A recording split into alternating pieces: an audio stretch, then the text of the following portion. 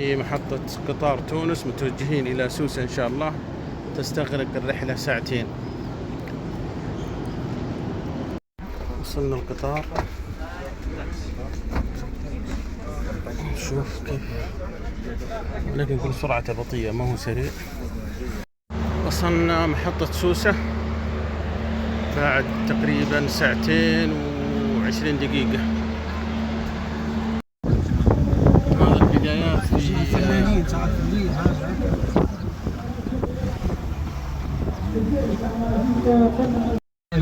هنا الفندق مرحبا بالاس. نشوف نعطيكم التفاصيل لاحقا ان شاء الله. الغرفة، المرحاض الوحدة، مكان الترويش الوحدة، وغرفة. ما بقدر احكم الان واعطيكم الرأي، بس مدام فيها بلكونة ما شاء الله تبارك الله. بس اجمالا اطلالتها لم اجد على البحر، ما في محجوزة، ولكن موجود على اطلالة كذا خلفية. جولتنا وبوريكم التفاصيل الموجودة في المنتجع هذا.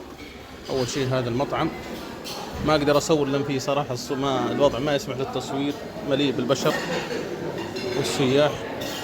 ونعطيكم تصور عن الموجود في البوفيه الغداء. ما شاء الله، الله يبارك، الله يجزاه خير، الله يجزاه خير. واعطاني بوسه كذا اول يوم، الله يجزاه خير. اعطاني بوسه، اول واحد يبوسني في تونس، الله يجزاه خير. وهنا يسوون هذه كبده، دجاج مشوي، بطاطس، بيتزا موجوده. يعني والله في تنوع كبير ما شاء الله في اشياء اعرفها واشياء ما اعرفها، والله مسميات ما ادري، خضار على كل حال، بس مسميات ما ادري شو مسميات. بس تنوع طيب صراحه، تنوع ممتاز جدا. هذا الركن الاكل. ناتي للسلطات الموجوده، سلطات موجوده متوفره، في تنوع طيب. مشروبات، الصوصات موجوده، سوري. وهذه شوربه، وهناك ايضا شوربه. بس بعض الفاكهه فيه يمكن ثلاث انواع من الفاكهه. الحلويات، تنوع طيب، يعني فعلا تساعد على انك تكسب لك كم كيلو في ايام قليله. نتوجه للمسبح الخارجي، وبعدها نروح البحر، وبعدين المسبح الداخلي. هذا هو المسبح، وهذه إطلالة الفندق من الأعلى. وهذا نخرج الآن جهة البحر في سوسة. صراحة يعني المكان يستحق خدمات. أنا أتكلم إلى هذه اللحظة مع أول ساعة إن استجد شيء سوى فيكم به. أما إجمالا ما شاء الله تبارك الله. متجهين للبحر، والتصوير صعب صراحة. التصوير فيه صعوبة انك تصور من كثرة الناس، وكلهم أوروبيين لا مقابل عربي إلى هذه اللحظة إلا العاملين. ما شاء الله، رمال بيضاء، رمل أبيض. هذا هو البحر. لك سوارة تبقى في يدك طوال بقائك في المكان. هذه أول مرة أشوف الحركة هذه. وهذا المسبح الداخلي مع المنظر. ما أدري هذا ملعب جولف ولا. كل هذه الساحات قريبة من الفندق. ما شاء الله تبارك الله.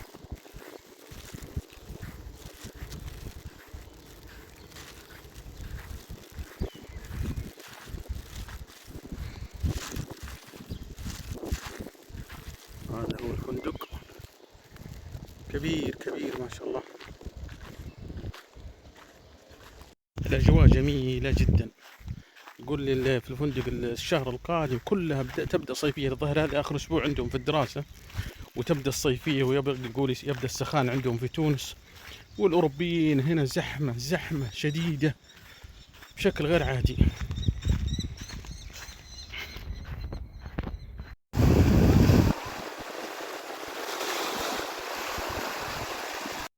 هنا يمارسون اللعبة، والله ما أدري إيش هي. يرمي بكور حديدية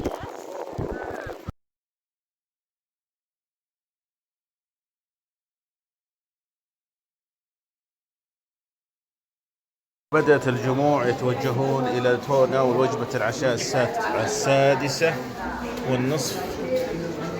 بعد أن غادر معظم الناس السياح إلى المطعم وجدتها فرصة.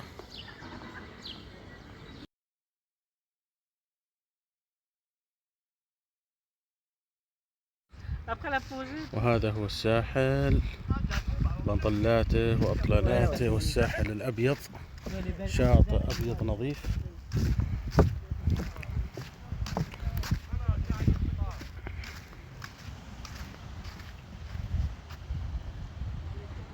يوم كامل في المنتجع هذا، أو يوم كامل يعني من الساعة 1 إلى الآن 7:30. هذا يعتبر أكبر مول في سوسة مول. ناخذ جولة كذا فيه ونشوف.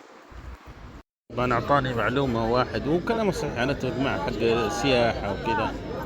يقول السكن في 3 نجوم أفضل من 5 نجوم، لأنك تجد سهالة من اللي في الاستقبال، تسألهم بأريحية ويأخذون ويعطون معك، بعكس الفنادق. وفعلا أجدها يعني فنادق 5 نجوم ما يأخذون ويعطون، مشغولين مضغوطين، أفواج سياحية وكذا، والسيستم حقهم ما هو.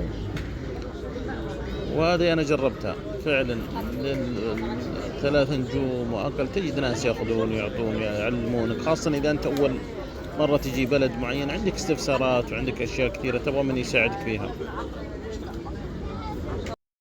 سبحان الله، يعني أنواع الشاي المحلية عندهم ما يأخذون شيء من برا، لا لبتون لا ربيع لا شيء. وفي يوم الثالث أنا أدور، سبحان الله ما في شيء.